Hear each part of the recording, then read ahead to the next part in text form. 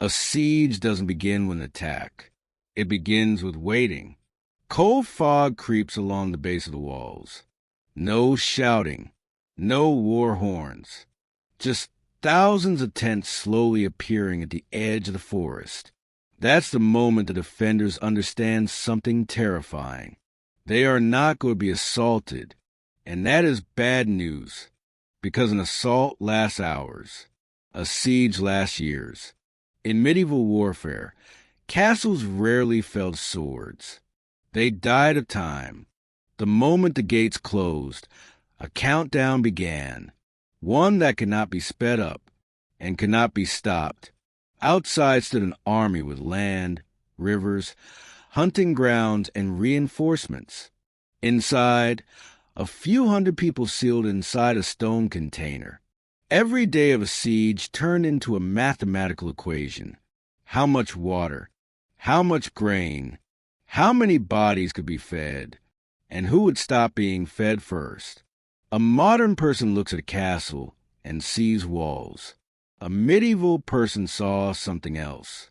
They saw storerooms, cisterns, and latrines, because those decided the outcome of a siege. The first thing an attacker did was not attack. He cut off the world. Roads, rivers, water sources. The castle became an island, but without the sea. And if there was no internal water supply, the siege could be over in weeks. That is why the most valuable places in a castle were never the towers. They were the wells. Some dropped 60, 80, even 120 meters into bedrock, carved by hand. Years of labor, sometimes decades. If a castle lacked a well, it had been doomed long before the war began. But even water could not save it from the real enemy. Hunger does not arrive suddenly. It stretches itself out. First, the meat disappears. Then fresh bread. Then grain is ground together with the husks. Then with sand mixed in. Archaeologists still find that grain. Worn down millstones. Bones showing signs of starvation, not broken but thinned. When food became critically scarce, decisions began that chronicles prefer not to describe. First, the useless were expelled. Servants, refugees, the wounded, they were led outside the gates. The besieging army would not let them return. They died between the walls and the camp, in full view of those still inside. It was calculation, brutal, but logical. Every extra mouth shortened the life of the castle, and yet castles still held. For months, for years. Why? Because a good castle was not a fortress. It was a survival machine. And if you think the walls were the most important part, you're wrong. In the next part, we'll break down why the most obvious choices during a siege almost always led to disaster, and which mistakes killed castles faster than battering rams ever did. Most castles didn't fall because they were weak. They fell because they made the wrong decisions. Here is the lie that kills castles. People imagine that survival during a siege is simple. Save food, ration water. Wait, that logic looks correct. And it is exactly what destroys you. Because a siege is not about endurance. It is about time management under decay. Every day you wait, something inside the castle gets worse. Not dramatically. Quietly. Wood rots. Food molds. Water fouls. People weaken. The most common mistake was hoarding without calculation. Commanders would lock away grain and issue strict rations, believing starvation could be postponed indefinitely. But medieval food did not age politely. Grain stored too tightly fermented. Barrels swelled, burst, or filled with fungus. Salted meat turned rancid. Cheese liquefied into poison. Archaeological analysis of castle storerooms shows something disturbing. In many failed sieges, food remained when the castle surrendered. They did not starve because they ran out. They starved because what remained could no longer be eaten. Water management killed even faster. Cisterns were meant to save lives. They often became death traps. Rainwater collected off roofs carried bird droppings, ash, and decay straight into storage.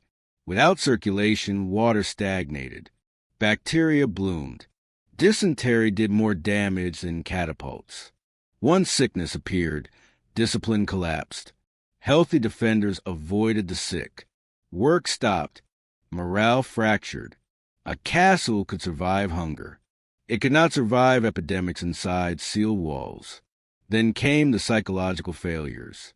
Medieval commanders believed visibility meant strength, so they packed the walls.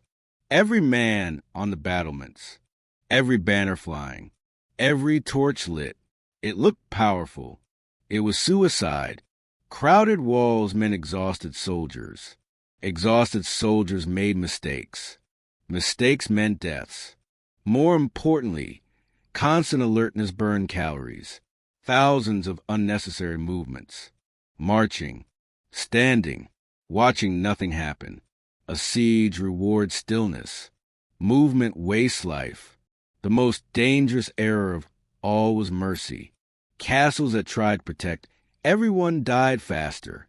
Records from failed sieges repeatedly mention the same moment, when commanders delayed expelling noncombatants. Women, children, elderly relatives, refugees from nearby villages. Every additional person consumed water and food without contributing to defense. Once starvation began, it was already too late to correct. By the time hard decisions were made, the castle had already lost. The castles that survived understood a brutal truth early.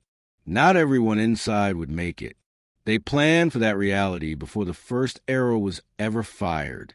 Which brings us to the castles that didn't just survive, but outlasted entire armies. In the next part, we'll break down the systems used by elite fortresses, why some castles could hold for 5, 10, even 20 years, how they engineered survival long before war arrived, and why the smartest defenders treated sieges not as emergencies, but as predictable events they were already prepared to win. A siege is not a battle. It is slow strangulation. When the enemy realizes that the walls cannot be taken by force, the real war begins, the war of time. And here, medieval castles revealed their true purpose. First, food. Castles were never planned for months. They were designed for years. Grain was stored in deep, dry cellars, shielded from light and moisture. Flour was not milled in advance. The grain stayed whole, resisting spoilage. Inside the walls, livestock was kept: goats, pigs, chickens. Animals were slaughtered according to strict schedules to stretch supplies as long as possible. Second, water. If a castle had a well, it was deeper than you might imagine, sometimes 30 to 50 meters drilled straight into the rock. If no well existed, cisterns collected rainwater, protected against contamination and evaporation. Losing access to water meant losing the siege in days. Third, disease. Diseases killed far more than swords ever did. Waste was never thrown over the walls. It was isolated in special shafts. Ventilation, chimneys, separate livestock quarters. All these measures reduced the risk of epidemics. The castle was not just a fortress. It was a biological survival system. But most important, psychology. A siege broke not walls, but people. Inside, routines were maintained.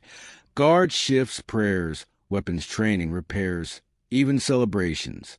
Commanders understood that if the garrison lost a sense of time or purpose, the castle would fall without a fight. Now the twist. Often, the besiegers suffered more than the besieged. Swamps, cold, hunger, disease in their camps.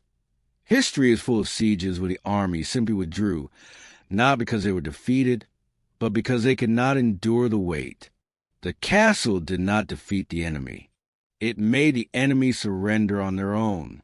And that is why medieval fortresses were the most terrifying weapons of their time.